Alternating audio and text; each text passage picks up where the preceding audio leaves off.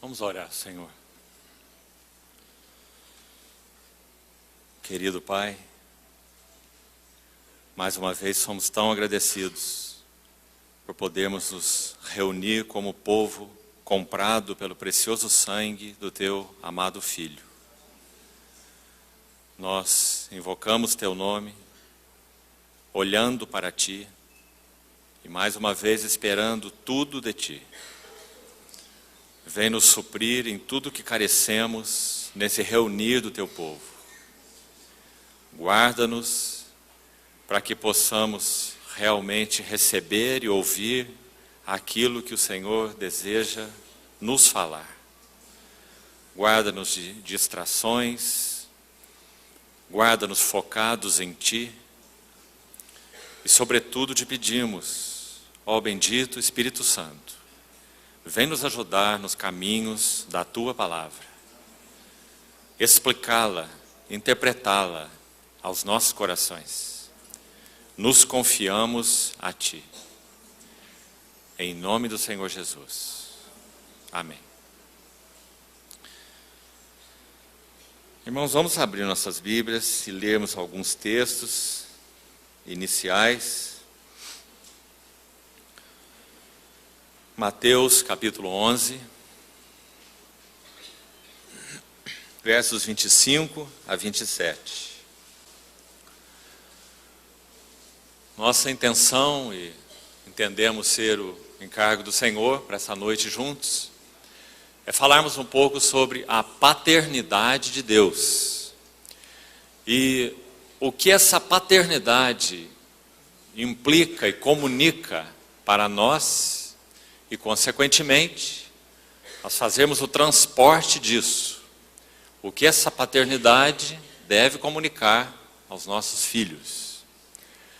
Agora, nós vamos nos deter no conceito geral de paternidade, ou seja, está incluído maternidade.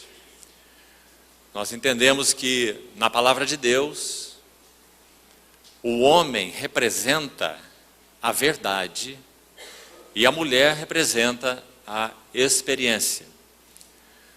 Não existe experiência que não seja baseada na verdade, segundo as Escrituras.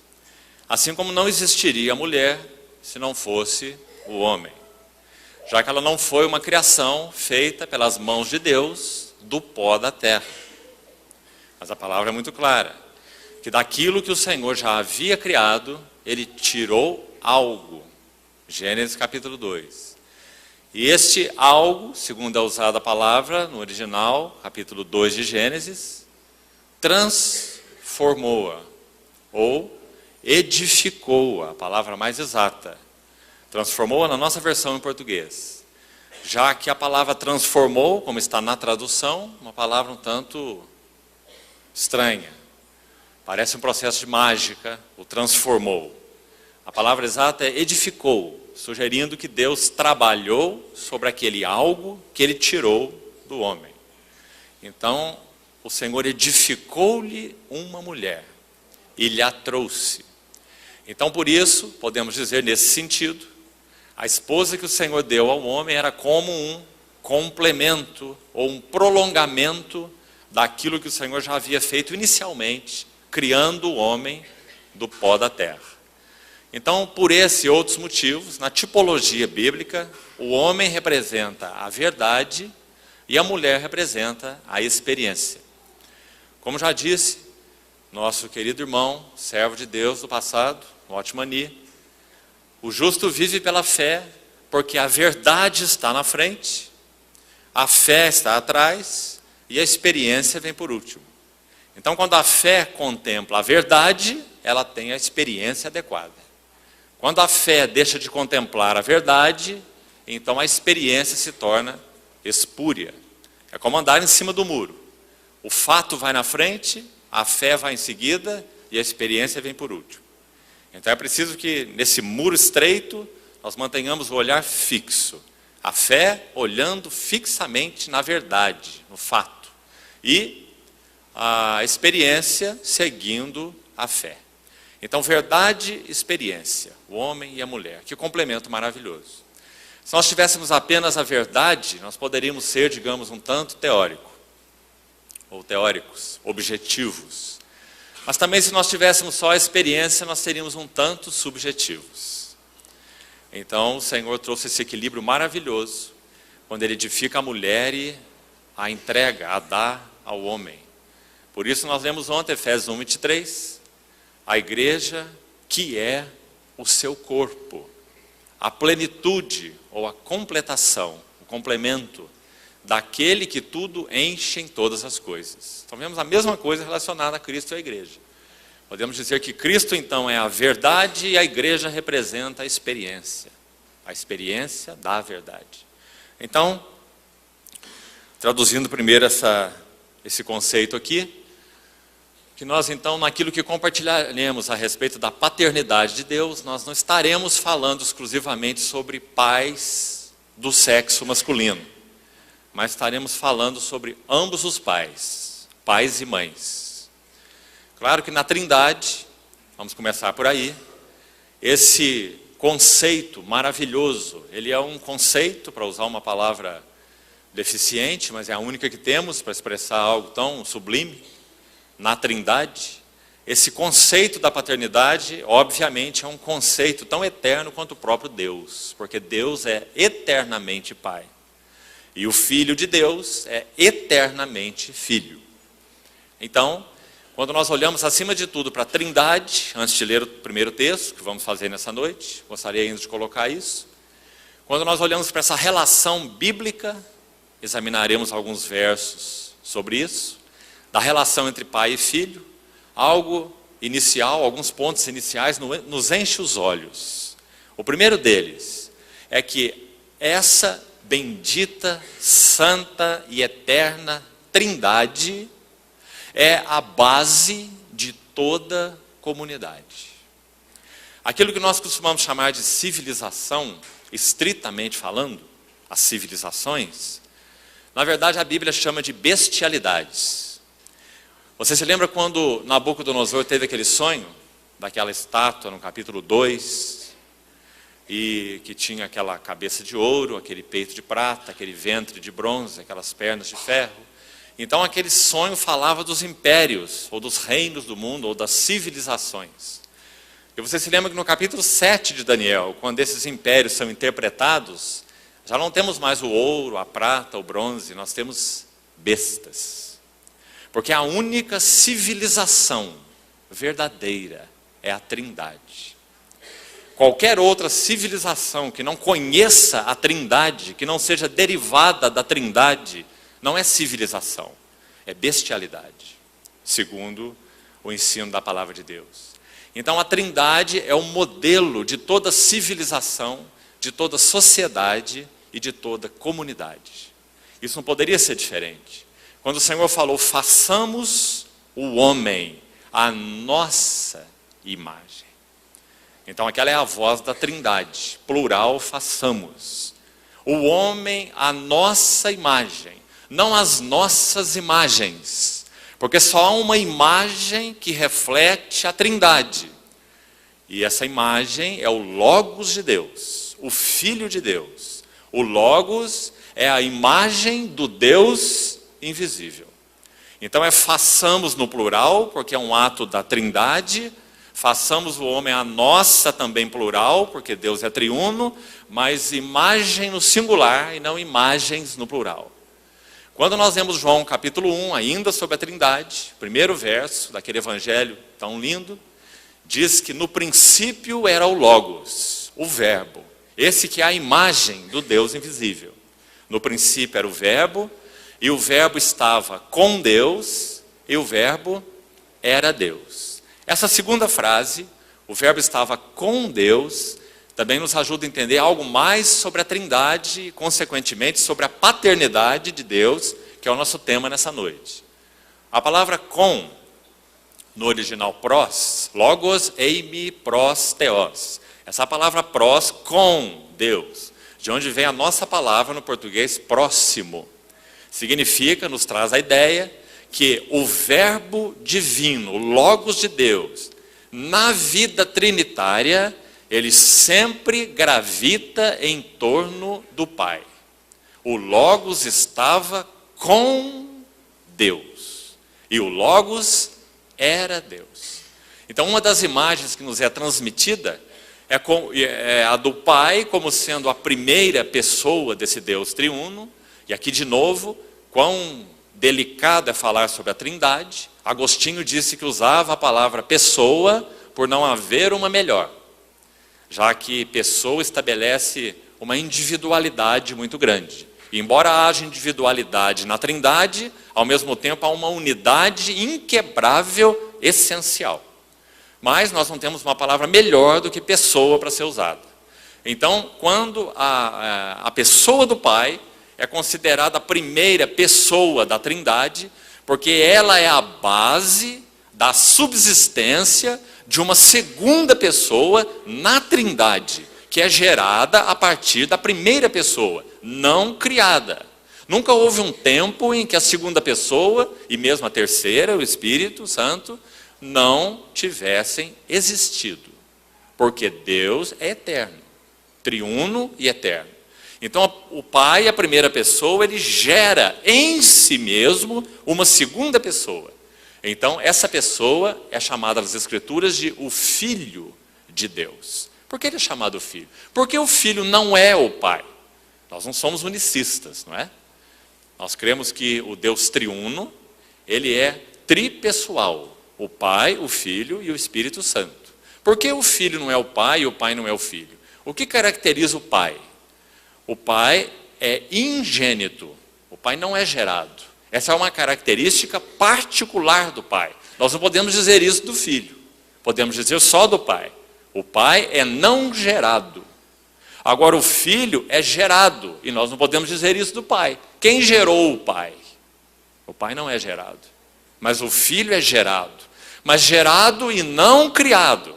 Porque se o Filho fosse criado, então nós seríamos adeptos dos Testemunhas de Jeová, que na sua heresia dizem que o Filho de Deus foi o primeiro ser criado por Deus.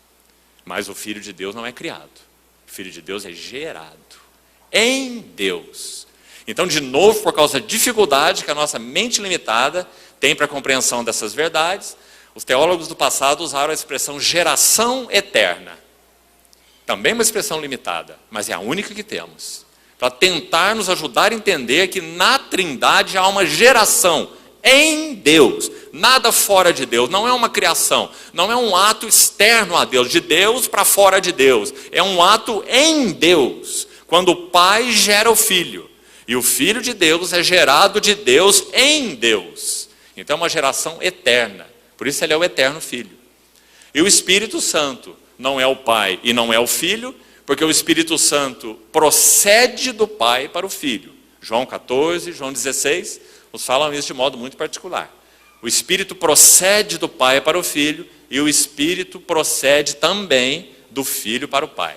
Então a característica pessoal do Espírito Santo é essa processão. Nós não podemos dizer que o Pai procede de lugar nenhum, e também que o Filho procede de lugar nenhum. O Pai é não gerado, o Filho é gerado e o Espírito Santo procede do Pai para o Filho e do Filho para o Pai. Por isso a característica mais importante do Espírito Santo na Bíblia é que ele é o Espírito de comunhão. Porque ele procede do Pai para o Filho e procede do Filho para o Pai. Que maravilhosa é a Trindade, não é? A comunhão do Pai com o Filho não é uma comunhão afetiva. A comunhão do Pai com o Filho é uma comunhão no Espírito, uma terceira pessoa. E como o Espírito é Deus, então essa comunhão é integral e plena. Porque a comunhão entre o Pai e o Filho se dá nessa terceira pessoa, no Espírito de comunhão. Aí nós perguntamos assim, você entendeu isso? Você vai dizer não. Porque nós não fomos chamados para entender essas coisas. Nós temos uns vislumbres, umas pinceladas, uns relances, não é? Porque nós estamos falando do ser de Deus, o Deus eterno, não é? Graças ao Senhor, porque pelo Espírito Santo nós podemos ter, ainda que uma compreensão limitada, mas podemos, pelas Escrituras, ter alguma compreensão, não é? Mas tão grande, tremendo, profundo é esse assunto da Trindade. É aí que tudo começa. Então, irmãos, Todo o conceito que nós podemos ter sobre paternidade provém da Trindade. O eterno Pai na sua relação com o eterno Filho. Então vamos olhar alguns textos agora. O primeiro que citamos, Mateus capítulo 11. Apenas uma base aqui inicial para nos ajudar. Mateus 11, 25. Por aquele tempo, exclamou Jesus: graças te dou, ó Pai, Senhor do céu e da terra, porque ocultaste essas coisas aos sábios e entendidos e as revelaste aos pequeninos. Sim, ó Pai, porque assim foi do teu agrado. Tudo me foi entregue por meu Pai. Ninguém conhece o Filho, senão o Pai. E ninguém conhece o Pai, senão o Filho. E aquele a quem o Filho o quiser revelar. Que versículo maravilhoso esse versículo 27. Primeiro coloca essa relação de uma maneira tão clara. Uma relação misteriosa, impenetrável e podemos dizer oculta, particular. Ninguém conhece o Pai, senão o Filho. E ninguém conhece o Filho, senão o Pai. Mas também o final do versículo diz que o Filho pode fazer algo particular. E aqui está uma parte daqueles sobre quem o Filho realizou essa obra particular tão extraordinária. O que o Filho fez conosco? Ele nos revelou o Pai. Que bendita revelação. Por isso ele disse assim para os seus discípulos: vós quando orardes, orareis assim: Pai nosso. Né? Porque como falamos ontem, foi aí que terminamos ontem. Pai, podemos dizer, é o nome cristão de Deus. O nome de Deus no Velho Testamento não é Pai. Você vai encontrar algumas expressões pais referindo a Deus no Velho Testamento. Muito poucas. Mas ainda assim, esse não era o nome que caracterizava a Deus. Você não pode imaginar um judeu no Velho Testamento se referindo a Deus e dizendo Pai. Nunca. Quando os escribas faziam aquelas cópias dos manuscritos, normalmente, eles tinham uma caneta à parte. Quando eles iam escrever aquelas 4 letras, Yahvé, eles tomavam aquela caneta para escrever aquele nome, Yahvé, e voltavam aquela caneta para o seu lugar. Era uma caneta à parte, para escrever o nome Yahvé, por causa da santidade desse nome. Nunca um judeu chamaria Yahvé de o seu Pai. Mas o Senhor Jesus disse: vós orareis assim, Pai. Irmãos, essa é a grande verdade que nós temos, que nós possuímos. Nós fomos chamados os filhos de Deus. E de fato, como diz João, nós somos os filhos de Deus. Que coisa maravilhosa. Então, irmãos, essa é a base, o fundamento de tudo aquilo que nós teremos, então, posterior revelação nas Escrituras. Tudo. Nós teremos deficiência da compreensão de tudo, se nós não começarmos pela Trindade. Não vamos entender quase nada sobre a encarnação, se não compreendemos a Trindade. Quase nada sobre a expiação, se não compreendemos a Trindade. Quase nada sobre a justificação pela fé, e por aí vai. O Espírito Santo, a igreja, a segunda vinda do Senhor. Porque a Trindade é a base de toda a revelação bíblica, por isso ela é a primeira. Então, esse verso 27... frase final: ninguém conhece o Filho senão o Pai, ninguém conhece o Pai senão o Filho, e aquele a quem o Filho o quiser revelar. Veja agora João capítulo 12. João capítulo 12. Apenas alguns versos iniciais sobre essa relação do Senhor Jesus, o Filho, com o seu Pai. João 12, versículo 27. Agora está angustiada a minha alma. E que direi eu? Pai, salva-me desta hora. Mas precisamente com este propósito vim, para esta hora. Pai, glorifica o teu nome. Então veio uma voz do céu: eu já o glorifiquei, e ainda o glorificarei. Apenas para ilustrarmos com alguns textos essa relação de intimidade eterna, manifestada agora pelo Filho encarnado, Pai e o Filho. O que o Filho é para o Pai e o que o Pai é para o Filho. O que o Filho busca em relação ao Pai. Pai, salva-me dessa hora. Versículo 28. Pai, glorifica o teu nome. João capítulo 17, verso 1.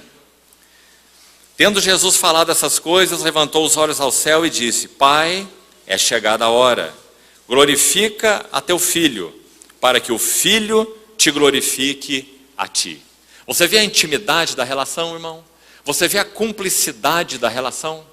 Você vê a profundidade da relação nessas palavras? Glorifica o teu Filho, para que o Filho te glorifique a ti. A unidade, a cumplicidade da Trindade.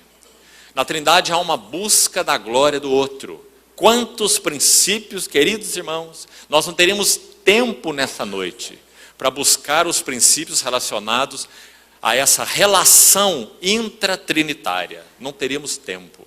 São muitos princípios. Que podemos dizer assim, para usar uma frase, a norma de vida do Deus triuno. Como vive o Deus triuno? Independente da sua criação. Como ele vive em si. A Bíblia fala muito sobre isso. Isso é algo maravilhoso. Uma pesquisa que você deveria fazer. Vai nos ajudar muito a entender essa relação pai-filho. Paternidade, filiação. O que o pai é para o filho, o que o filho é para o pai. Porque como nós falamos, esse é o fundamento de toda relação. Ou de todo relacionamento. E óbvio, se a igreja de Deus não é relacional, a igreja de Deus não é nada. Porque a Trindade é relacional. Quando nós falamos das verdades de serviço ou ministério, adoração e qualquer outra que quisermos colocar aqui, exercício de dom, seja lá o que for, reunião, essa então muito mais.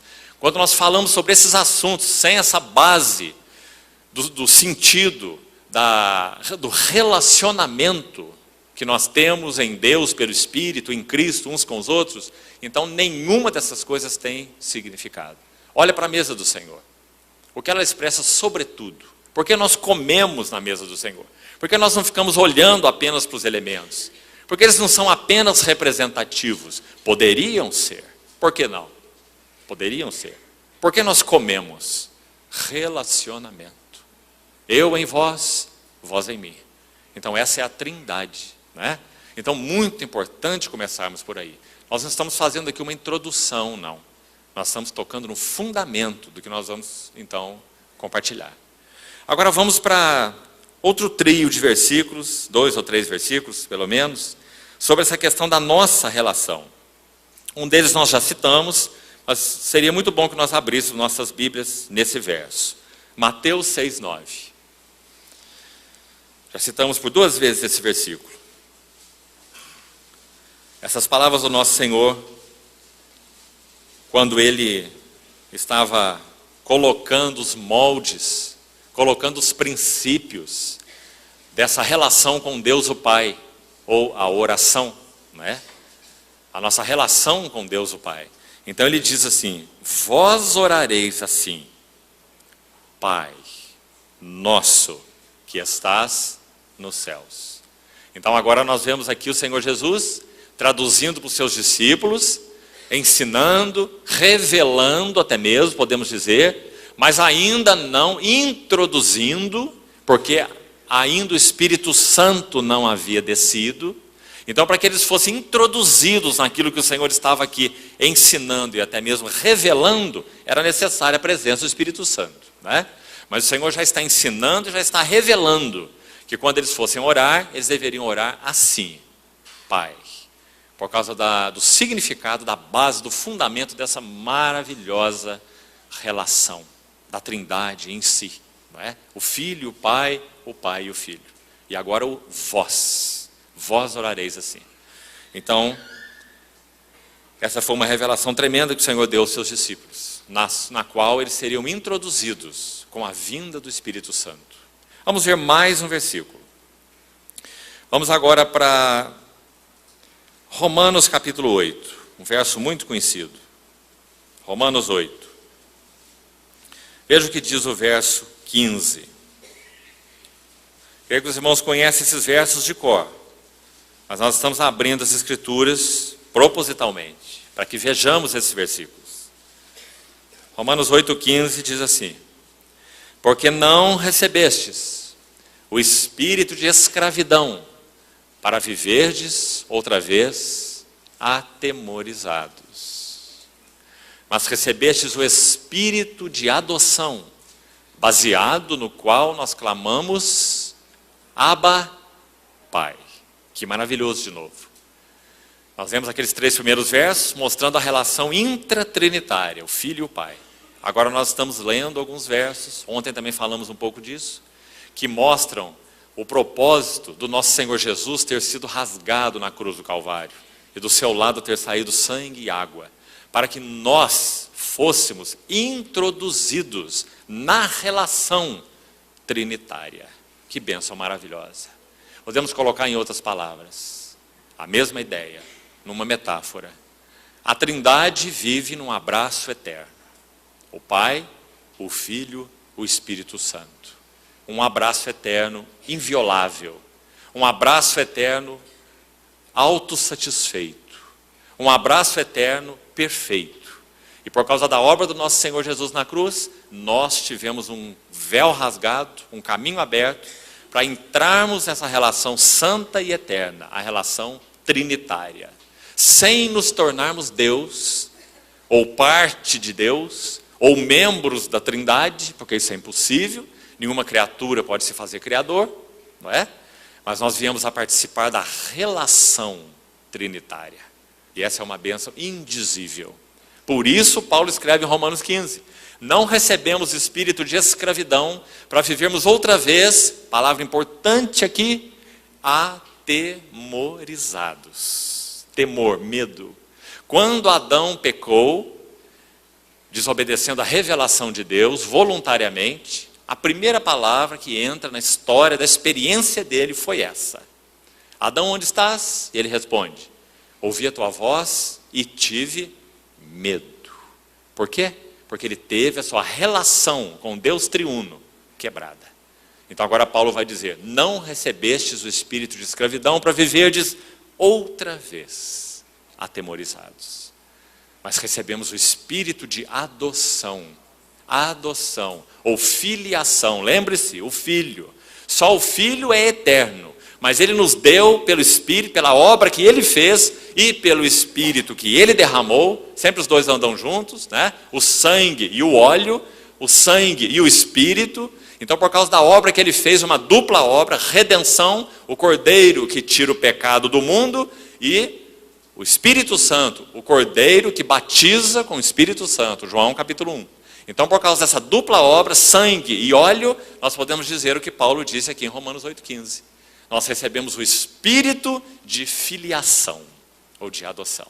Fomos introduzidos, graças ao Senhor, nessa relação eterna. E fomos introduzidos de uma maneira irreversível. Ele nos deu a vida eterna. Nos introduziu nessa relação. É um dom gratuito de Deus, que nós viemos então a tomar posse dele pela fé. O Espírito Santo nos tomou de uma situação sem fé e gerou em nós fé. E por essa fé nós fomos introduzidos nessa relação trinitária. E ninguém nos removerá desta relação. Então, nunca mais atemorizados. Mas agora nós podemos dizer, Abba. Um detalhezinho sobre essa palavra. Não sei se você conhece. Ela não é uma palavra grega, ela é uma palavra aramaica. O Senhor Jesus usou essa palavra maravilhosa. Você se lembra quando ele estava orando no Getsemane? Aquela hora horrível, aquela hora infernal. Aquela hora onde, segundo Hebreus capítulo 5, se não fosse a provisão do Espírito Santo, o nosso Senhor Jesus, Deus encarnado, humano, ele poderia ter desfalecido, morrido, ali mesmo no jardim do Getsemane. Porque ele entrou em um estado crítico com relação à sua natureza humana. Quando ele suava gotas como de sangue.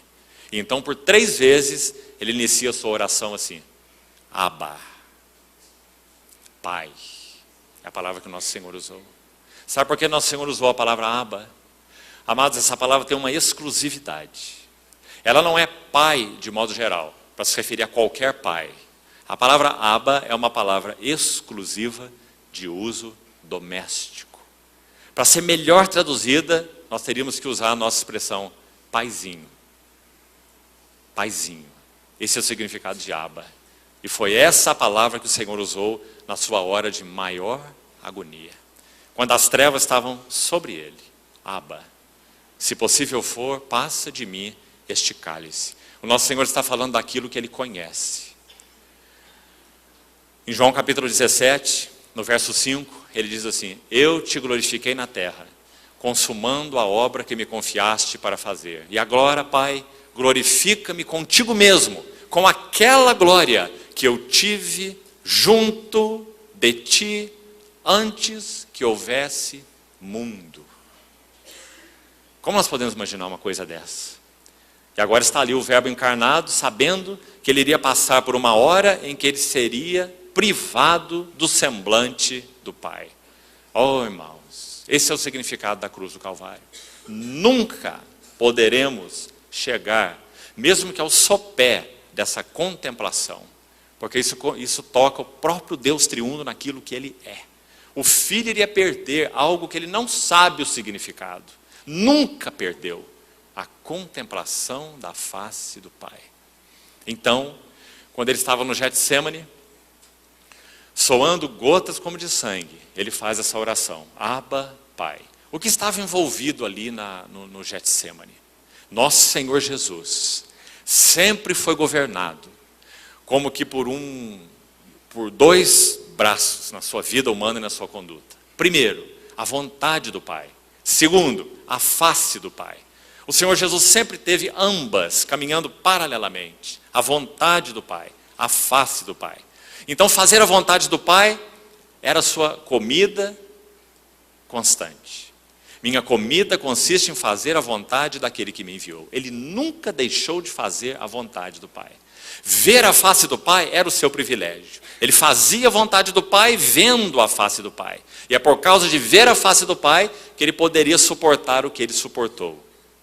Ele pôde suportar a negação de Pedro, dos seus mais íntimos. Ele pôde suportar a traição de Judas. Ele pôde suportar o abandono de todos, porque este abandono ele não teve. Ele sempre viu a face do Pai. Mas o que aconteceu no Getsêmani? Agora no Getsêmani ele sabe que a partir dali ele iria dar mais um passo e iria para um lugar onde ele ia experimentar esse último e definitivo abandono. Ele iria perder de vista a face do Pai. Então o que significa a dor do Getsêmani? Significa que aquilo que na vida do Senhor Jesus sempre caminhou de forma paralela e perfeita, fazendo a vontade do Pai e vendo a face do Pai. Agora esses dois elementos entraram em rota de colisão. Para que o Senhor Jesus continue fazendo a vontade do Pai, algo será requerido dele, que ele perca de vista a face do Pai. E por quê? Porque aquele que não conheceu o pecado, Deus o fez pecado por nós. Então na cruz ele teria que dizer: oh meu Deus, amados, há uma profecia em Isaías que diz que o Senhor Jesus nunca elevaria a sua voz nas praças, nunca gritaria. Nosso Senhor nunca gritou, mas na cruz do Calvário os evangelistas dizem que ele clamou em alta voz, quando ele disse: Eloi, Eloi, Deus meu, por que me desamparaste? Não foi um murmúrio. Os evangelistas registram que foi um grito. Foi a única vez em que o nosso Senhor Jesus elevou a sua voz. E ele gritou: meu Deus, por que me abandonaste? Esse foi o significado da cruz e aquele foi o significado do Getsêmani. Então, irmãos, essa tremenda relação eterna, trinitária, divina, nós, criados à imagem e à semelhança de Deus, fomos chamados para experimentar e para vivenciar um reflexo dela aqui na nossa história terrena. Irmãos, isso é algo maravilhoso.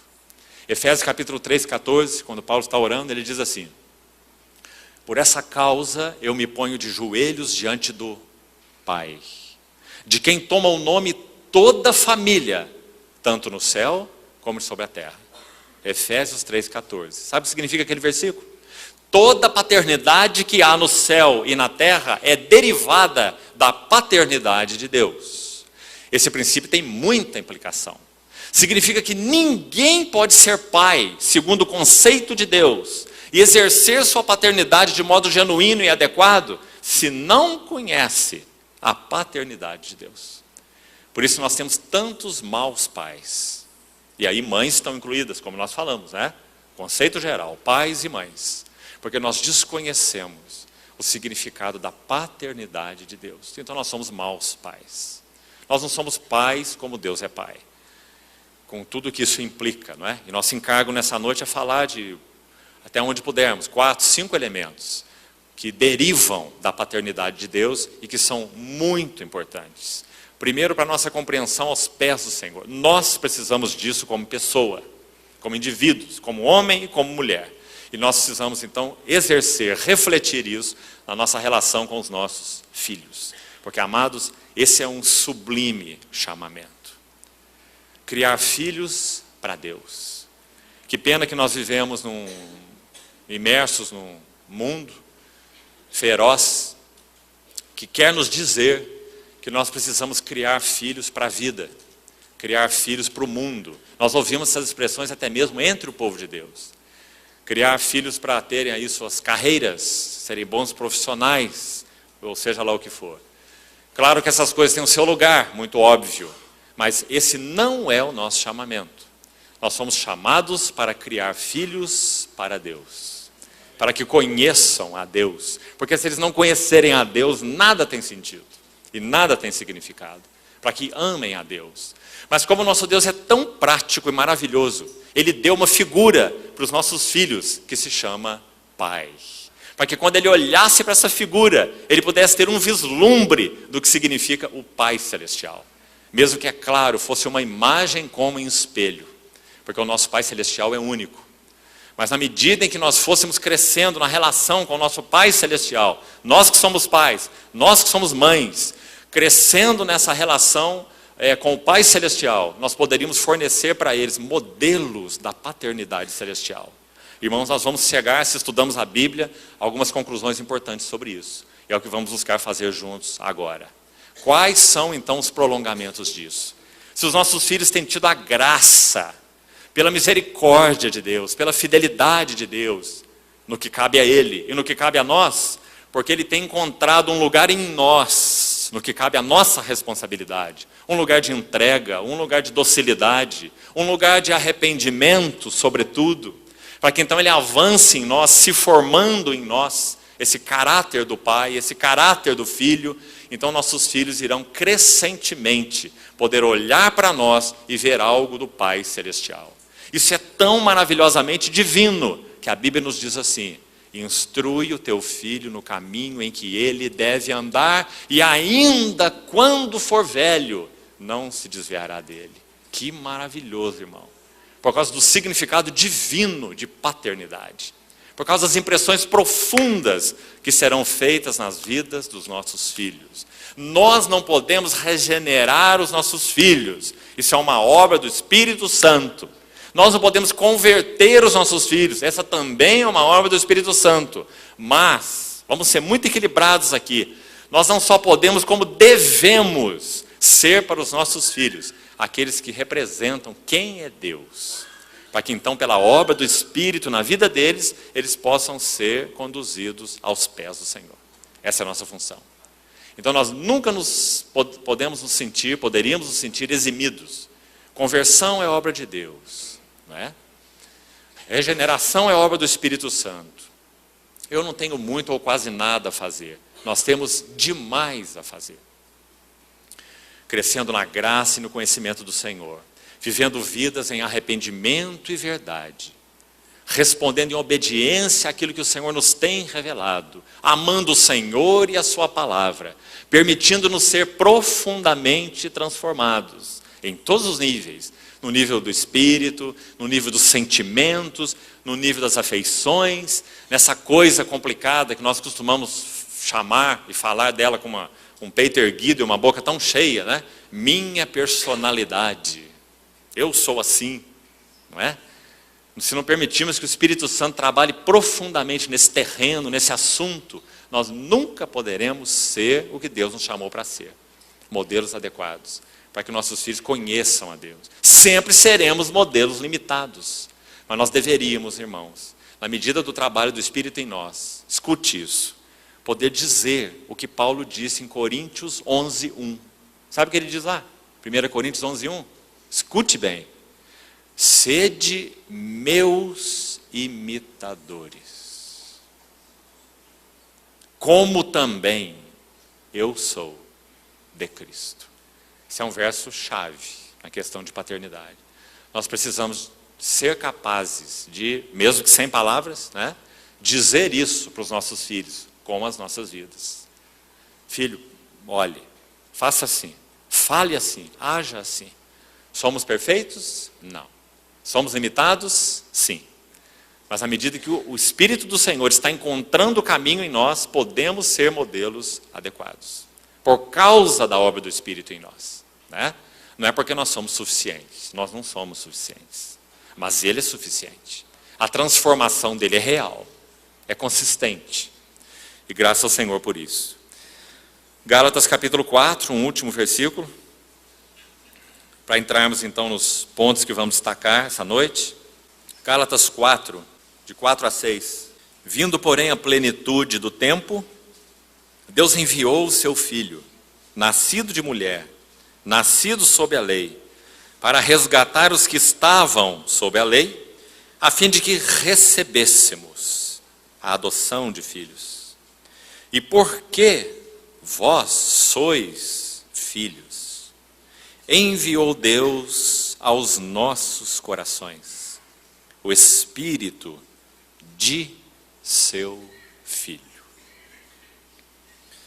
que clama, Abba, Pai. Um reflexo das palavras de Romanos 8, né? Acrescentando aqui algumas verdades mais. Então, esse é o privilégio que nós temos como filhos de Deus. Agora, irmãos, vamos passar algumas expressões dessa paternidade de Deus. Como nós devemos experimentá-la, reforçando então isso, como pais, como mães, experimentá-la, vivenciá-la primeiro como pessoas, e então termos o privilégio e a responsabilidade de expressá-la aos nossos filhos. Então vamos tomar uma primeira verdade aqui. Abra, por favor, tua Bíblia em Tito capítulo 3.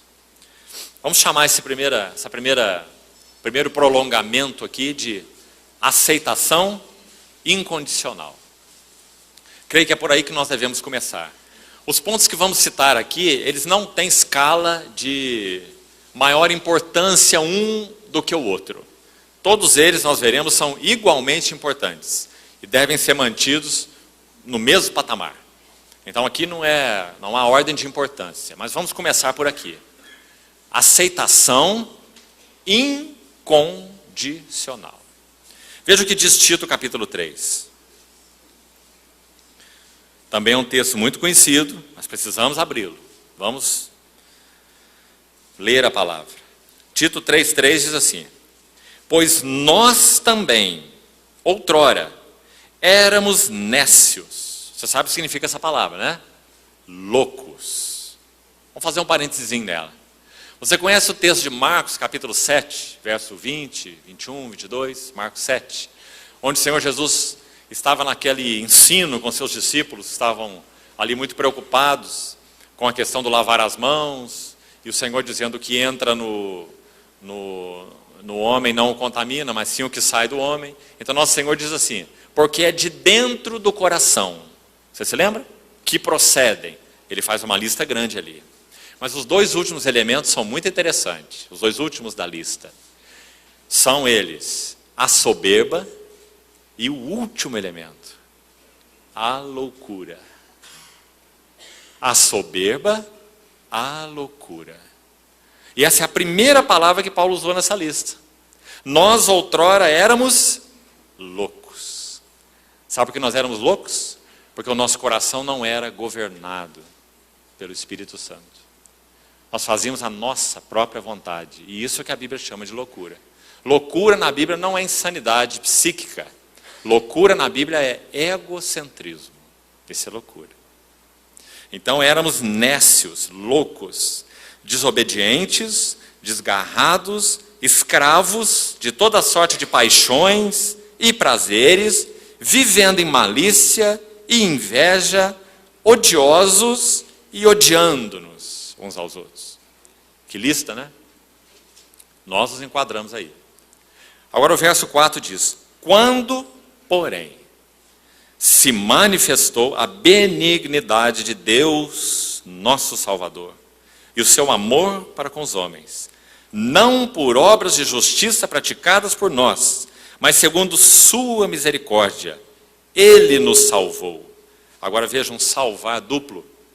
Pelo lavar, primeiro regenerador, porque o Espírito Santo gerou vida da morte e luz das trevas. Deus que disse: de trevas resplandecerá a luz. E Ele mesmo resplandeceu nos nossos corações.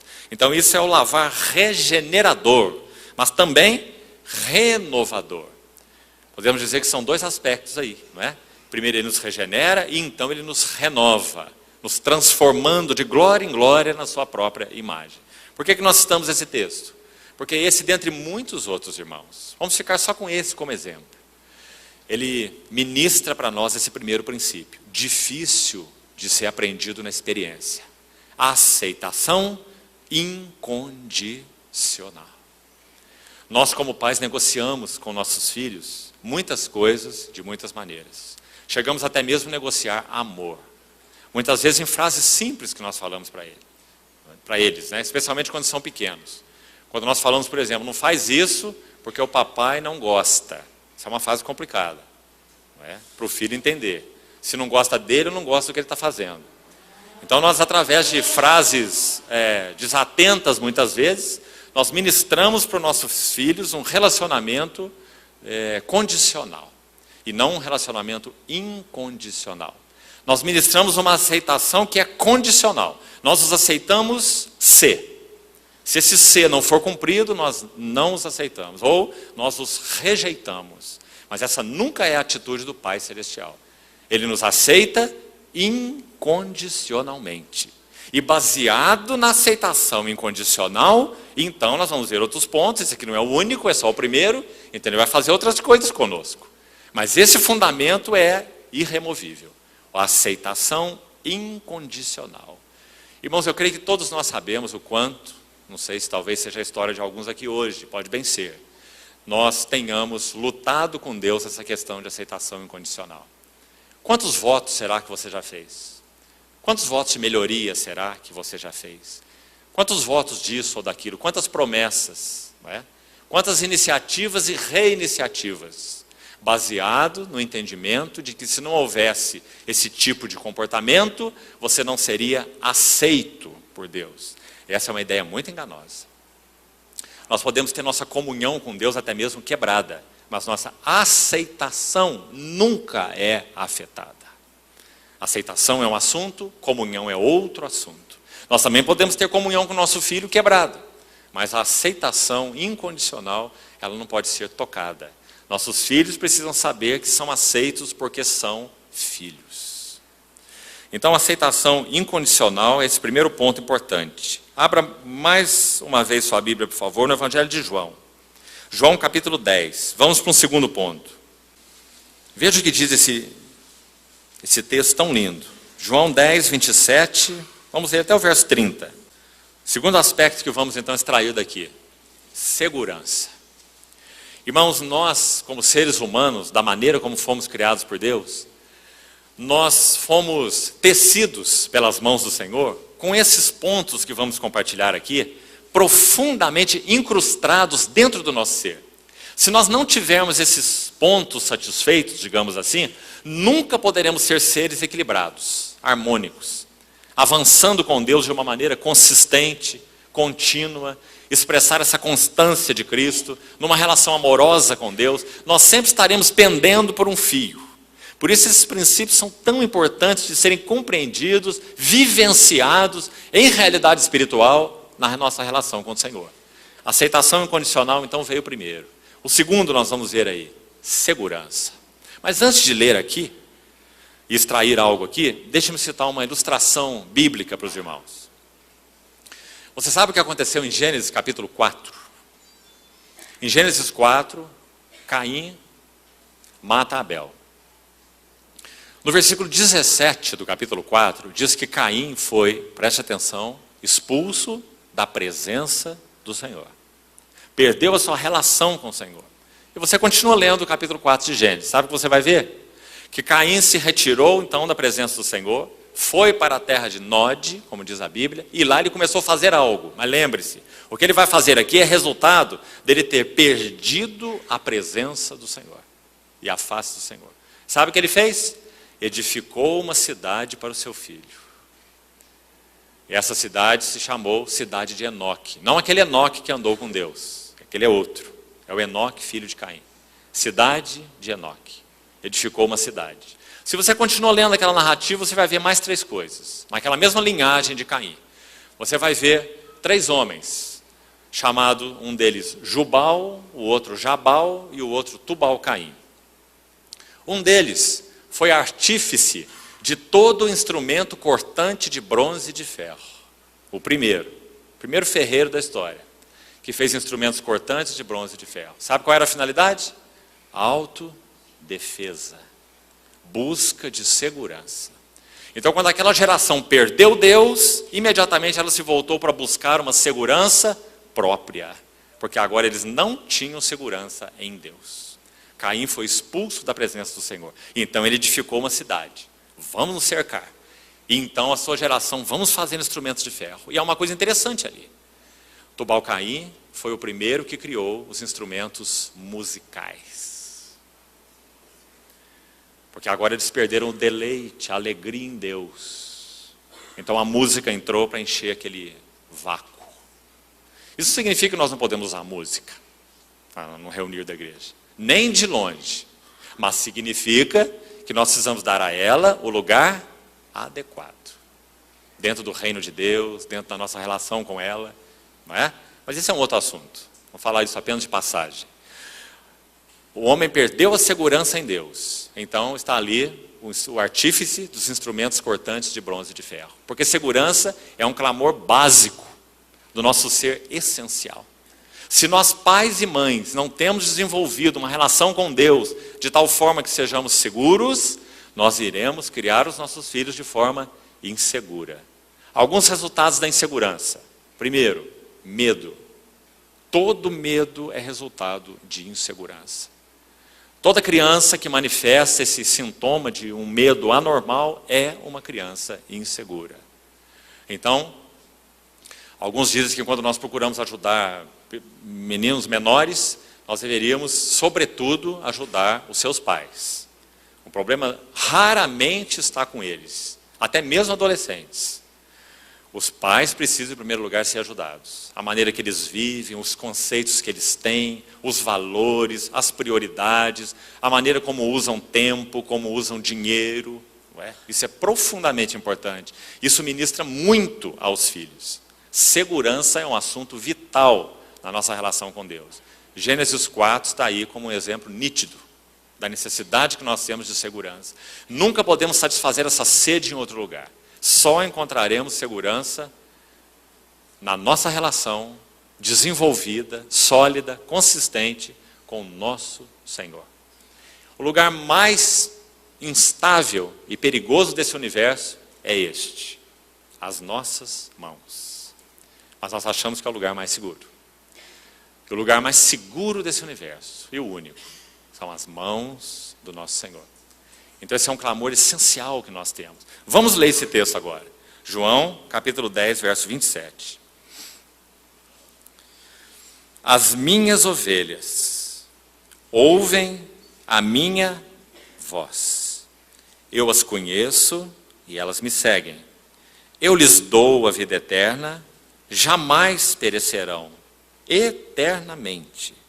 E ninguém as arrebatará da minha mão. Aquilo que o meu Pai me deu é maior do que tudo, e da mão do Pai ninguém pode arrebatar. Não é claríssimo o que o Senhor quis comunicar aqui para as suas ovelhas, como ele diz? A primeira nota que salta desse texto, muito evidente, é segurança. Uma segurança eterna, firme. Agora, 4 elementos são usados aqui. Então não vamos passar desatentos por eles não, porque eles têm uma aplicação prática muito interessante. Olha como o Senhor disse que ministra segurança para as suas ovelhas. Vamos aprender com ele, vamos nos deleitar nessa segurança que temos e poderemos então refletir isso para os nossos filhos. Olha quais são os elementos de segurança. Vamos devagar aí. As minhas ovelhas ouvem o quê? Minha voz. Ó, irmãos, aqui precisamos parar e aplicar isso. Nossos filhos têm ouvido a nossa voz? Isso é verdadeiro em todos os níveis. Eu já sou pai de filhos bem mais velhos, que já têm sua própria vida. Mas, irmãos, que coisa interessante temos descoberto nessa fase da vida. Nossos filhos nos veem ainda como um suporte. Claro, não fazendo as coisas por eles, nunca. Não é? Isso é uma anomalia. Mas ainda nos veem como suportes. E que coisa importante é essa? Porque desde o início na nossa relação com os nossos filhos, a nossa voz deveria ministrar a eles, na medida em que estamos avançando no Senhor, é claro. Sempre sabendo que fazemos isso de maneira limitada, mas devemos fazer de maneira crescente, não é? Pelo Espírito de santificação, avançando em nós. Mas nossa voz para os nossos filhos ministra muitas coisas. Sabe, irmãos, existem estudos, inclusive, fisiológicos. Por exemplo, as irmãs aqui não vão se ofender comigo, mas essa é a verdade fisiológica. O timbre de voz da mulher é, fisiologicamente falando, naturalmente falando, mais irritante. Sabe por quê? Porque ele é mais agudo. E o som agudo é mais irritante. Essa é a fisiologia. Não é? Foi Deus que fez. Quando o homem chega na adolescência, o menino, essa parte aqui começa a desenvolver, não é? Não é isso? Por que essa parte que desenvolve? Para que ele tenha uma voz mais grave. Foi Deus que fez, não é? E então a voz, o timbre de voz do homem é um timbre de voz que comunica descanso. Ou deveria comunicar descanso. Ou seja, a voz predominante no lar deveria ser a voz do pai. Mas normalmente não é o que acontece. E não é por quantidade de palavras que são faladas, também não confunda isso. Mas é pelo significado da voz. Então essa preeminência, isso foi dado por Deus, Deus que estabeleceu, deveria funcionar da maneira como Deus estabeleceu. Essa voz da mulher deveria ser um prolongamento da voz do homem. Isso tem muita implicação. Isso significa que aquilo que é ensinado por ela tem que ser um prolongamento daquilo que é a convicção do seu marido. Aquilo que é ministrado em termos de disciplina por ela aos filhos, não é?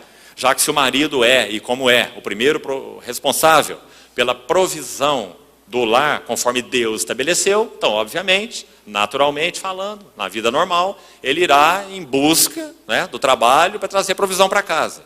Então, na relação em termos de quantidade de tempo, a relação da mulher será maior com os filhos.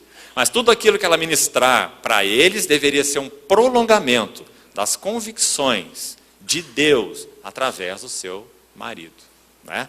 Então, nesse sentido, a voz é muito importante. Por exemplo, nossa voz sempre ensina. Outro ponto que eu penso que precisa ser considerado. Irmão e irmã. E talvez aqui especialmente irmã. Preste atenção nisso. A sua voz sempre está ensinando. Agora aqui é um ensino duplo.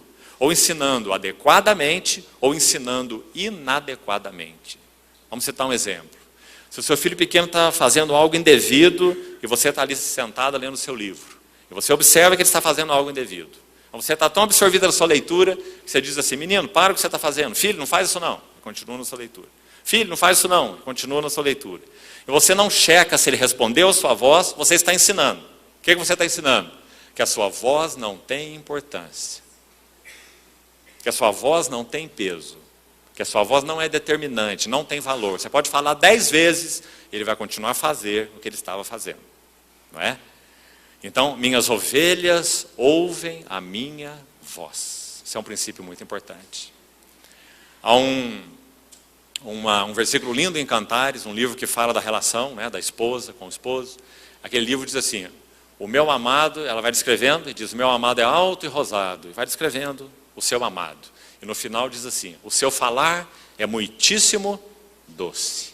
Veja que ela não só descreveu aspectos físicos, né, mas ela descreveu um falar no final. Seu falar é muitíssimo doce. Ele é totalmente desejável.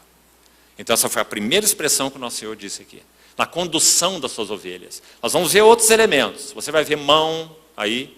Você vai ver ele falar, eu lhes dou, aspectos importantes. Mas ele começou pela voz. Minhas ovelhas ouvem minha voz. Irmão, você já percebeu a relação que a Bíblia faz entre língua e glória? Você já notou?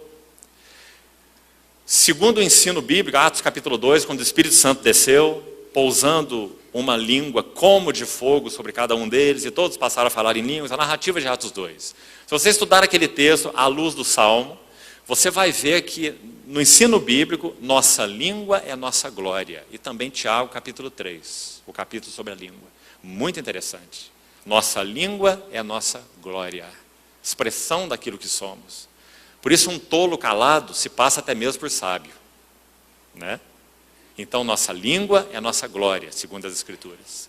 Nós deveríamos aprender do Senhor, discípulos dele, avançando no conhecimento dele, para que a nossa voz tenha peso.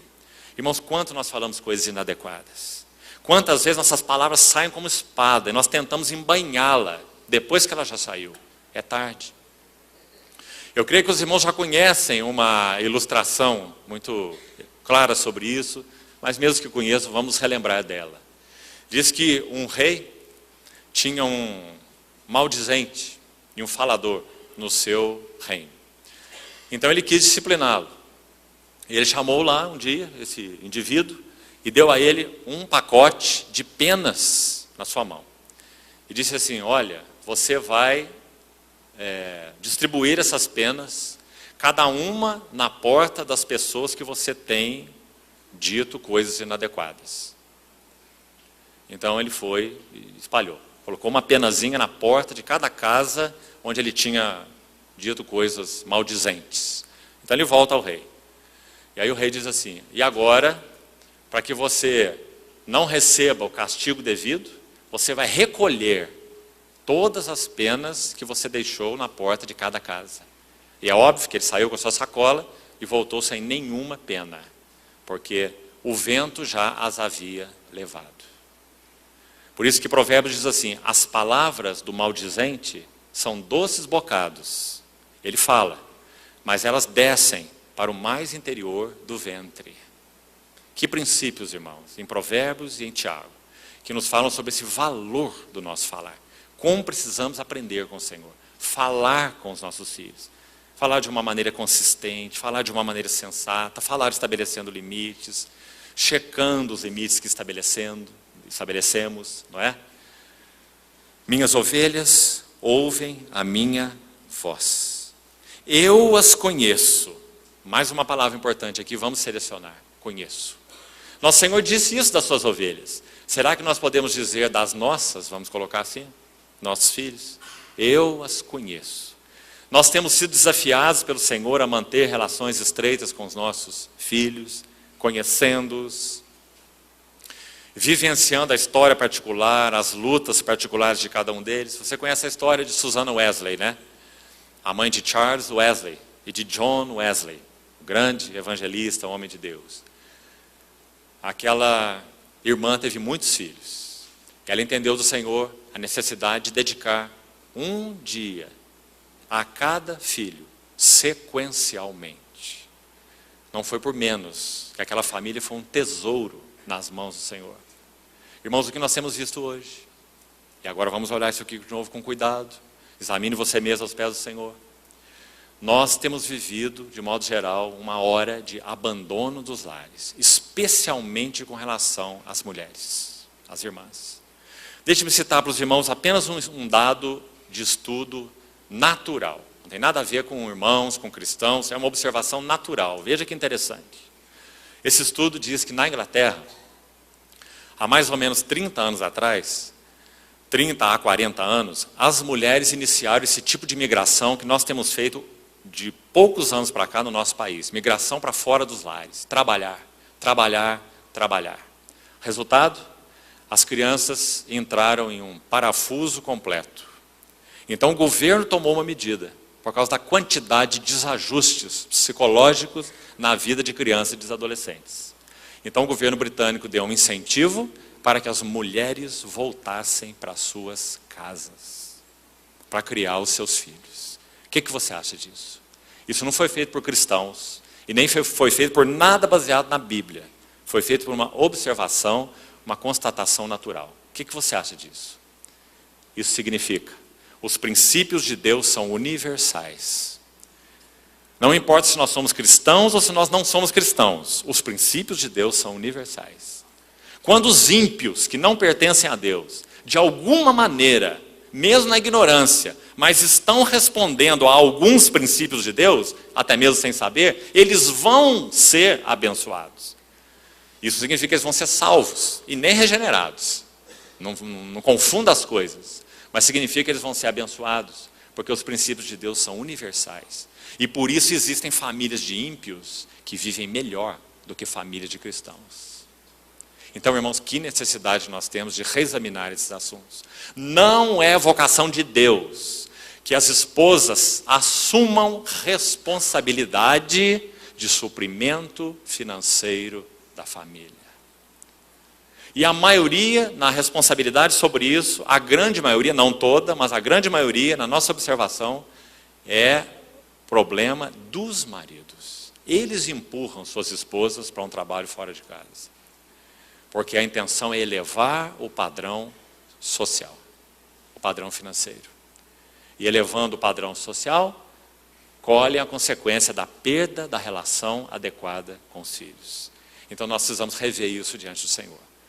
Não, irmã, na Bíblia não há nenhum versículo que diz que uma filha de Deus, não possa trabalhar fora. Não há. Não há essa regra, não. Mas na Bíblia há muitos versículos que dizem que, em outras palavras, que a mulher sábia edifica a sua casa e não edifica o seu trabalho. Então a responsabilidade principal sobre os ombros das irmãs é serem dedicadas às suas famílias. Irmãos, nós temos visto de uma maneira assustadora como que crianças pequenas, a partir aí de 7, 8 anos, estão expostas a coisas indevidas e inadequadas, porque não têm a supervisão dos seus pais. Famílias cristãs, alguns deles filhos de irmãos que exercem serviço na casa de Deus, expostos a coisas inadequadas, por falta de supervisão dos pais, porque pai e mãe trabalham fora. Isso é muito sério, muito grave. Nós deveríamos pesar isso diante do Senhor. Eu as conheço. Relacionamento não cai do céu. Nós precisamos desenvolver relacionamento com nossos filhos e relacionamento requer tempo. Nós precisamos fazer mais do que prestar serviço para os nossos filhos. Nós precisamos nos dar aos nossos filhos. Graças ao Senhor, porque a maneira como Ele criou as coisas, elas não podem ser mudadas. E também graças ao Senhor, porque o Espírito Santo não aceita suborno.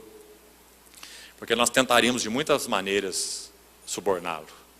Mas Ele só vai abençoar aquilo que Ele estabeleceu. Ele só vai dar o seu aval naquilo que Ele estabeleceu, nos seus princípios. Então, irmãs, diante do Senhor, esse assunto precisa ser reconsiderado. O quanto você trabalha, por que você trabalha, onde você trabalha e o que isso tem significado para a sua família. Então, administrar isso aos pés do Senhor. O quanto você deve trabalhar, como você deve trabalhar. E o princípio que deve reger isso é o princípio doméstico. E não o quanto você vai ganhar, e nem o quanto você vai contribuir para que então seu filho possa estudar naquela escola, que é a escola almejada por toda a sociedade. Mas para o seu filho estudar lá, ambos os pais têm que trabalhar. É melhor que o seu filho estude aqui e um dos cônjuges fique em casa. Mas será que temos tido coragem de rever esses assuntos diante do Senhor? Pois se não tivermos, poderá ser tarde, quando nós acordarmos para isso. Então, com simplicidade, com gentileza, mas também com verdade, seria importante que esse assunto fosse considerado aos pés do Senhor. Eu as conheço, e elas me seguem, discipulado. Eu lhes dou a vida eterna. Dou. Esse verbo dar na Bíblia é o verbo que está sempre ligado ao amor de Deus. Porque Deus amou o mundo de tal maneira que deu. Todas as vezes que você for ler um texto em que o amor de Deus está envolvido, raramente você não vai encontrar esse verbo dar. Porque dar é a marca do amor de Deus. Não é? Amar segundo Deus é dar. Nós amamos os irmãos, damos a nossa vida pelos irmãos. Lembra 1 João, capítulo 3? Então Deus amou e deu. Ele diz, eu lhes dou a vida eterna. O que nós temos que dar para os nossos filhos? Presença e tempo, sobretudo. Não apenas ordens, presentes, valores. Né? Eu lhes dou a vida eterna. Jamais perecerão eternamente. E veja, e ninguém as arrebatará da minha mão. Que expressões interessantes, né? Primeiro, vós. Depois, dou. Ou conheço, não é? Depois, dou, versículo 28. E por último, mão. Que coisas significativas, irmãos. É dito do povo de Israel quando caminhava pelo deserto, que a mão do Senhor estava com eles, não é? Mão na Bíblia fala de cuidado, mão na Bíblia fala de aconchego, não é? Então o Senhor Jesus está usando essas figuras de uma maneira tão linda, tão particular, na sua relação com as ovelhas. Então isso tem a ver com segurança. Vamos partir para mais um princípio. E já estamos chegando no final. Identidade e significado. Vamos colocá-los juntos.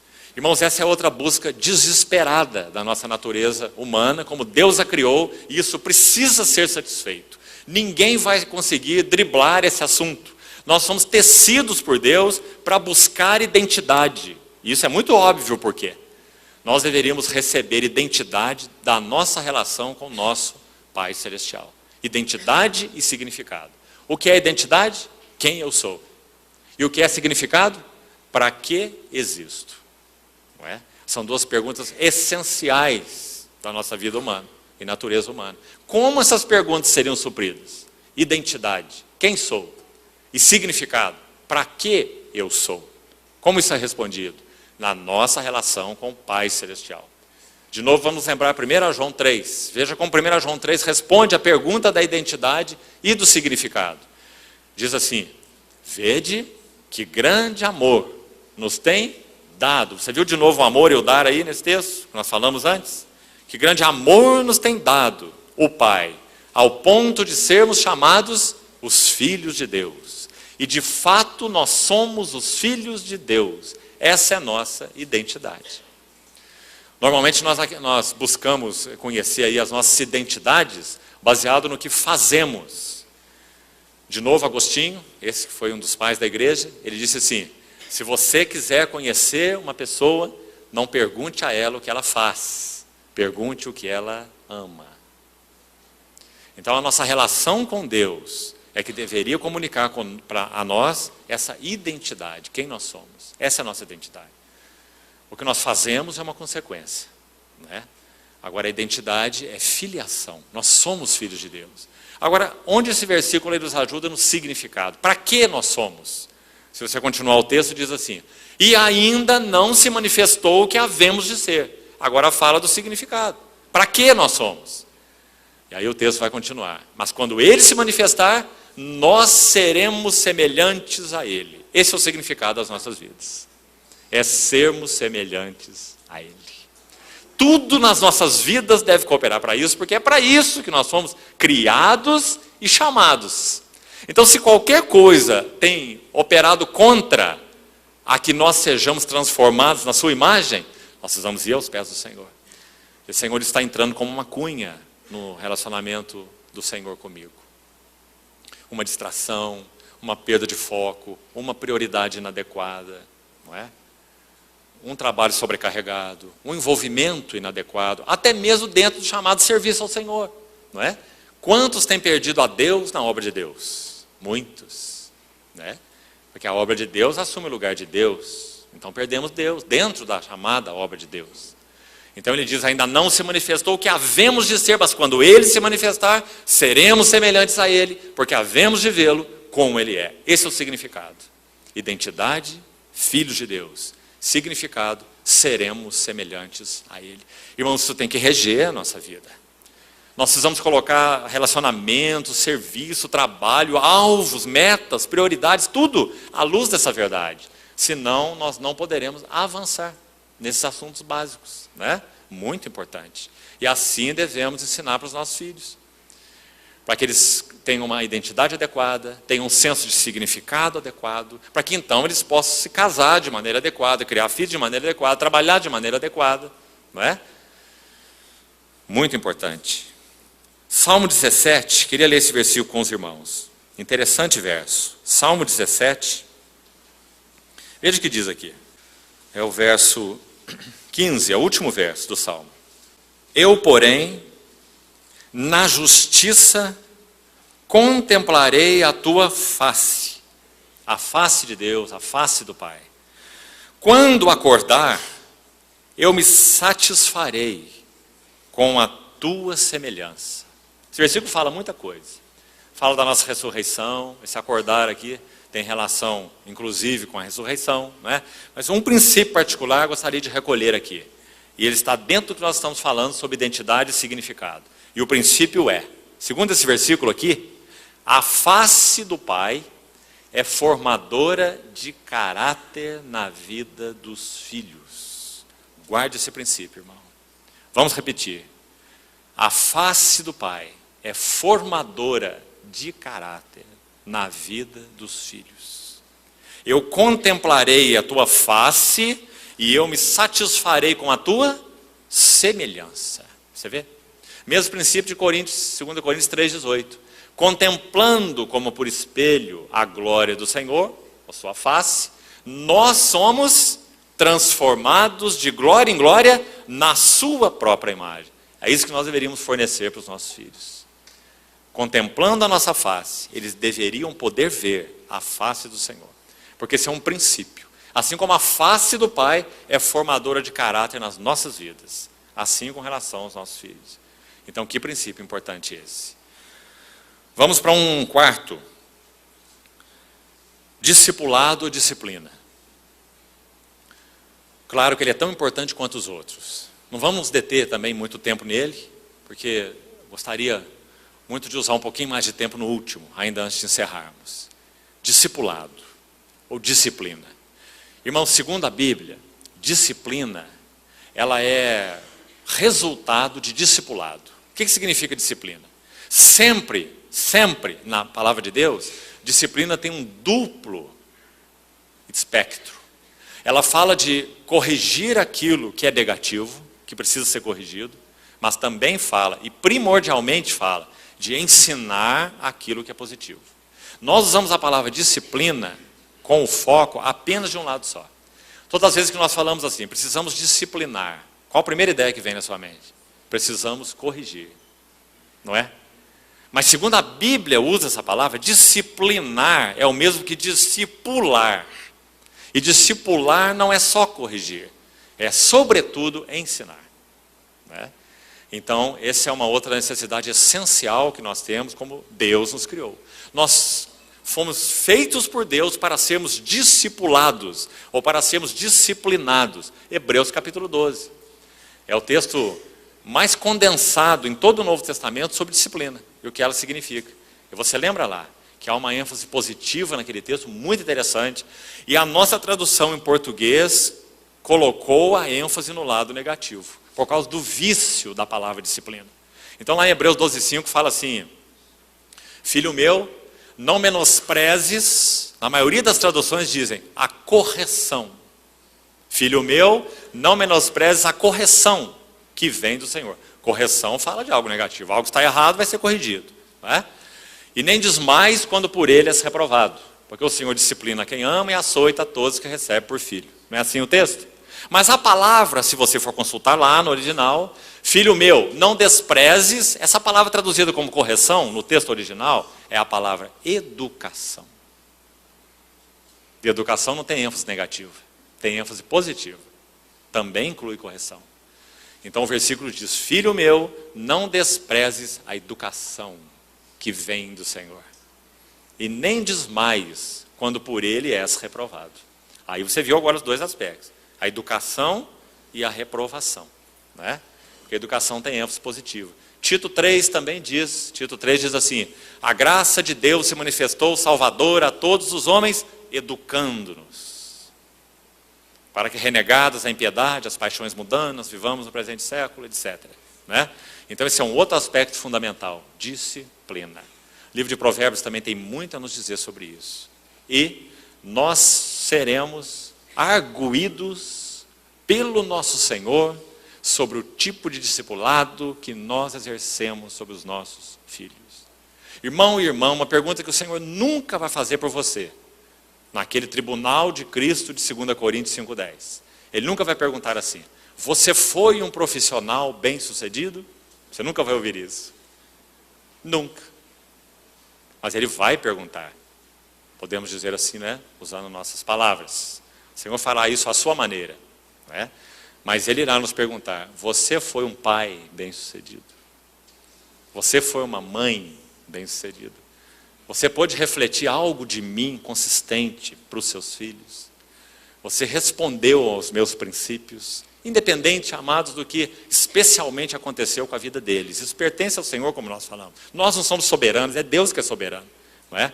Mas nós fomos chamados para cumprir uma missão muito séria e muito particular. E nós precisamos estar muito claros a respeito dela. Agora o último elemento, e vamos concluir aqui. Abra, por favor, sua Bíblia em Lucas capítulo 15. Hoje nós alongamos um pouco mais. Peço perdão para os irmãos desde já. Nós vamos gastar um tempo a mais aqui nesse capítulo 15 de Lucas. Lucas 15, 11 diz assim: continuou. Certo homem tinha 2 filhos. O mais moço deles disse ao pai: pai, dá-me a parte que me cabe dos bens. E ele lhes repartiu os haveres. Vamos devagar com esse texto, passo a passo. Essa é muito conhecida, essa parábola. É a parábola do amor extravagante do pai. Esse é o tema dessa parábola. E há princípios muito lindos aqui de paternidade. O principal deles, é claro, o amor extravagante do pai. O amor incondicional do pai. Então, o versículo 12, na narrativa da parábola, podemos ir parando neles, já que é um texto muito conhecido, diz assim: que quando esse filho mais moço pede a parte que lhe cabe dos bens, o pai reparte os bens aos 2, e não apenas ao que pediu. Porque você vê o detalhe do versículo 12 que diz: lhes repartiu os bens. Quem pediu foi o mais novo, mas então o pai faz aquela partição, incluindo o mais velho. Repartiu aos 2. Então, o verso 13. Passados não muitos dias, o filho mais moço, ajuntando tudo o que era seu, partiu para uma terra distante e lá dissipou todos os seus bens, vivendo dissolutamente. Mais um detalhe aqui, dos versos 12 e 13. Se você compreender o contexto histórico, oriental dessa parábola, ele não é tão simples como parece na leitura. Um filho fazer o que esse filho fez com seu pai, significa, literalmente, ele dá um tapa, esbofetear a face do seu pai. Porque ele estaria dizendo assim, em outras palavras: meu pai, você é rico, velho, mas ainda tem muita saúde. Está demorando para morrer. Eu estou ansioso para tomar aquilo que é meu. Então, quando ele diz, me dá a parte dos meus bens, ele está dizendo, não aguento mais. Você está vivendo muito. Compreende o significado? O que esse pai ouviu? Mas aqui não diz que o pai disse uma palavra. Disse apenas que ele lhes repartiu os haveres. Porque aquilo era deles. Então o pai recebeu essa bofetada e ele repartiu os bens para os seus 2 filhos. Depois, o verso 14 continua. Depois de ter consumido tudo, esse filho que saiu, sobreveio àquele país uma grande fome. E ele começou a passar necessidade. Então ele foi e se agregou a um dos cidadãos daquela terra, e este o mandou para os seus campos a guardar porcos. Ali ele desejava fartar-se das alfarrobas que os porcos comiam, mas ninguém lhe dava nada. Uma ênfase importante aqui também nesse texto. Por que nosso Senhor Jesus está contando uma parábola? Por que nosso Senhor Jesus coloca dessa maneira as coisas? Irmãos, há princípios tão lindos envolvidos nessa parábola. Aqui há mais um. Está dizendo que aquele que é filho, ele não pode encontrar satisfação em nenhum outro lugar, senão na casa do Pai. Ele até mesmo buscou, mas ele não encontrou. Então nosso Senhor quis reforçar, ninguém lhe dava nada. Por que nosso Senhor acrescentou essa frase nessa palavra? Podemos dizer que ela seria dispensável. Não, nosso Senhor está querendo reforçar. O único lugar onde um filho pode encontrar descanso é na casa do Pai. Não é? Esse é o princípio espiritual, na nossa relação com Deus. Então, ninguém lhe dava nada. Então, caindo em si, disse: quantos trabalhadores de meu pai têm pão com fartura, e eu aqui morro de fome? Levantar-me-ei e irei ter com meu pai, e lhe direi: Pai, pequei contra o céu e contra ti. Já não sou digno de ser chamado teu filho. Trata-me como um dos teus trabalhadores. Esses versos 18 e 19, nós podemos chamar de o discurso do chiqueiro. Porque o que o filho faz aqui, ele monta um discurso, você viu aí? Ele planeja esse discurso antecipadamente. Ele sabe o que ele fez e ele sabe o que ele quer dizer. Então está aí o discurso. Mas você vai ver um detalhe muito interessante na sequência do texto. Então, ele estabelece aí o seu discurso e vai voltar para a casa do pai. Verso 19. Já não sou digno de ser chamado o teu filho, trata-me como um dos teus trabalhadores. Até aí vai o discurso, né? Começa no verso 18 e vai até o verso 19. Então, verso 20. E levantando, então ele terminou aí a preparação dele, né? O seu discurso. Aí ele se levanta, olha o verso 20. E foi para o seu pai. Agora então nosso Senhor diz: vinha ele ainda longe. Por que nosso Senhor falou isso? Quando seu pai o avistou. Muito claro que nosso Senhor quis deixar claro. Que quando aquele filho saiu, aquele pai colocou uma cadeira do lado de fora. Porque ele estava naquela expectativa, né? De que o seu filho então retornasse. Porque aqui o pai o avistou de longe. Velho não tem vista muito boa, né? Mas esse pai o avistou de longe. E, compadecido dele, correndo, olha os detalhes que nosso Senhor quis usar. Isso aqui era outra coisa rara na cultura daquela época. Um velho correndo. Correndo, o abraçou e o beijou. Sabe como eles faziam para correr? Eles usavam aquelas túnicas compridas, né? E quando eles tinham que correr, eles se cingiam. A palavra cingir significa você ou colocar um cinto, né? Cingir com um cinto, ou você dobrar a barra daqueles vestidos longos lá que os homens usavam, aquelas túnicas, e trazer até a cintura, fazer da saia uma mini saia, não é? Aí amarrava o cinto, então ele poderia correr com mais rapidez. É isso que provavelmente esse pai fez. Ele viu o seu filho de longe, puxou a barra do seu vestido, amarrou na cintura, cingiu e correu em direção ao seu filho. E nosso Senhor diz: e ele o abraçou e ele beijou. Se você ler essa parábola muitas vezes, você vai sendo absorvido pelo espírito dela. Então parece que você entende, né? Nós estamos colocando aqui interpretações no texto, não é? As graças ao Senhor, até certo ponto, nós somos permitidos nisso, não é? Isso não vai ofender as Escrituras. Mas parece que você percebe aqui o amor do pai, a atitude do filho, o que ele passou, o que o pai esperava. Então parece que quando o pai abraçou esse filho, ele era como um poste de sebo. Primeiro que ele estava cheirando porco, não é? Ele estava vindo de lá, do chiqueiro, andando por aquelas estradas terríveis. O pai o avistou de longe. E não parece que o filho abraçou o pai. Primeiro que o texto não diz. Segundo, porque ele não estava em condições de fazer isso. Ele estava muito culpado na sua consciência. Então parece que aquele filho estava ali numa posição estática e aquele pai se lançando sobre o seu filho e abraçando e o beijando. O filho mal cheiroso, mal cuidado, não é? Indeciso. Então quando o pai toma essa atitude de abraçar o filho, observe o que diz o texto. Verso 21. O pai corre, o pai abraça, o pai beija. Você está vendo o verso 20? Agora, olha o filho. E o filho lhe disse. Você vê como ele veio armado e preparado?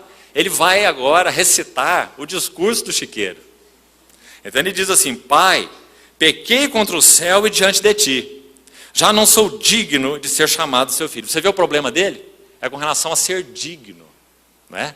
Ele percebe que ele não é digno. Ele não compreende o amor incondicional do Pai, o amor extravagante do Pai.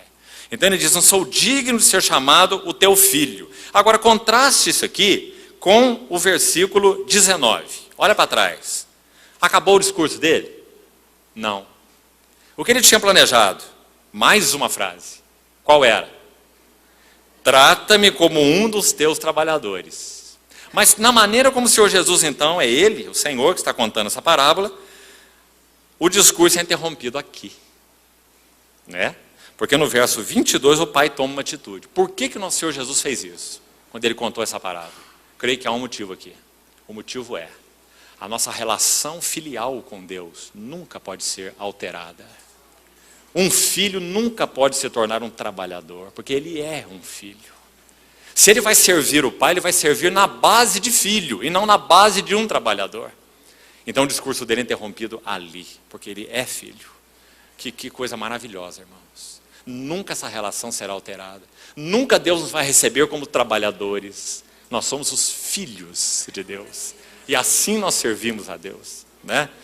Então o versículo 22 diz: o pai, porém, disse aos seus servos. Ele interrompe o discurso do filho e diz: trazei depressa a melhor roupa. Que na Bíblia sempre traz a ideia de santidade, salvação, vestes de salvação. Trazei a melhor roupa, vestiu, põe-lhe um anel no dedo. O anel fala de herança. Agora esse filho, segundo o texto, já tinha gastado tudo que ele tinha direito. Então, por direito, ele não teria nada. Mas o pai coloca um anel no seu dedo. E anel é sinal de herança. Então, agora ele vai receber algo que ele sabe que é completamente indigno e inadequado para receber. Um anel no seu dedo, herança. E sandálias nos seus pés, porque os escravos andavam descalços. Só os filhos usavam sandálias. Então, ele chegou como escravo e foi vestido como filho. Sandálias nos pés. E trazei também e matai o, artigo definido, o novilho cevado. Segundo o texto original, é um novilho particular, específico, que provavelmente, digamos, foi colocado para engordar quando o filho foi embora. Para que quando o filho voltasse, na expectativa do pai, aquele novilho particular pudesse ser imolado para celebração. Então trazei aquele novilho, o novilho cevado. Comamos e regozijemo-nos, porque este meu filho estava morto e reviveu, estava perdido e foi achado. E começaram a regozijar-se. E depois você sabe aí a outra atitude e comportamento do filho mais velho. Vamos tocar nisso agora. Esse é o último elemento, então, que eu gostaria de colocar aqui. Amor incondicional. Começamos com aceitação incondicional e terminamos com amor incondicional. Incondicional. Irmãos, nós precisamos ser no Senhor, pelo Espírito do Senhor, capazes, suficientes, idôneos em Cristo para expressar isso para os nossos filhos. Porque isso é reflexo do caráter de Deus. Agora, todos esses elementos têm que andar juntos. Não existe amor sem disciplina, sem limites, sem uma ministração de aceitação, de segurança, né? Então vamos tomar esses elementos todos, vamos levar aos pés do Senhor e vamos permitir que o Senhor sonde a nós mesmos. Na sua luz, nós vemos a luz. E por último, queria encorajar os irmãos a algo a ser considerado aqui. Pondere diante do Senhor, primeiro, para que você não tenha um infarto depois. Pondere diante do Senhor duas perguntas interessantes no relacionamento conjugal. Seria muito bom se nós, como casais, marido e esposa, tivéssemos no Senhor condições sinceras de fazermos uma ou duas perguntas um ao outro. Primeira delas: como você me vê como marido e pai? E vice-versa. Como você me vê como esposa e mãe? Agora, irmãos, é preciso muita seriedade diante do Senhor, porque nós somos muito políticos, né? E nós falamos as coisas interessados em outras coisas. Isso não ajuda ninguém. Mas seria tão bom se nós tivéssemos um clima adequado no nosso relacionamento conjugal, onde essas perguntas pudessem ser respondidas com verdade. Sabe por que precisamos preparar antes o nosso coração? Porque nós podemos ouvir coisas que nós nunca tínhamos ouvido antes. Mas nós devemos estar dispostos a ouvi-las. Que o nosso cônjuge fale conosco, como ele nos vê como marido e pai, e como esposa e mãe. Em verdade. E a segunda pergunta: como nós vemos um ao outro, na nossa relação com aqueles que não pertencem ao Senhor? Essa é uma outra pergunta séria. Porque nós temos uma tendência a usarmos máscaras no nosso relacionamento uns com os outros. Mas quando nós nos relacionamos com aqueles que não pertencem ao Senhor, ali especialmente as nossas máscaras caem. Então é importante que nosso cônjuge nos ajude a ver na luz do Senhor como nós nos relacionamos com aqueles que não pertencem ao Senhor. Seja no nosso trabalho, no nosso círculo de relacionamentos em qualquer nível, aqueles que nós podemos chamar de amigos, se é o caso, né? Então, seria interessante encontrarmos uma atmosfera saudável diante do Senhor para fazermos e respondermos essas perguntas uns aos outros. Irmãos, é um sinal de maturidade na vida conjugal quando os cônjuges vão encontrando pelo Espírito lugar, lugar para colocar o dedo uns nos outros, naquilo que realmente é inadequado, naquilo que tem ferido o Senhor, naquilo que tem causado desajustes, muitas vezes nos próprios relacionamentos entre os irmãos. Nós então colocarmos o dedo uns nos outros, de uma maneira fiel. Leais são as feridas feitas pelo que ama. Nós deveríamos encontrar esse ambiente na vida conjugal. Deveríamos. Isso é marca de maturidade. Poucos casais têm condições de fazer isso. Colocar a mão na ferida um do outro. Porque nós interpretamos isso sempre de maneira muito inadequada. Rejeição, cobrança, inaceitação e coisas que não deveriam estar longe de nós como casais, né? Então que o Senhor nos ajude, irmãos, a ponderarmos esses princípios aos seus pés. Amanhã vamos seguir ainda sobre o assunto de família. Nós vamos abordar agora para um outro sentido. O Senhor continue nos dando graça, entendimento, luz, especialmente falando Ele mesmo para os nossos corações. Nossa grande expectativa não é termos um fim de semana em torno desse assunto, né?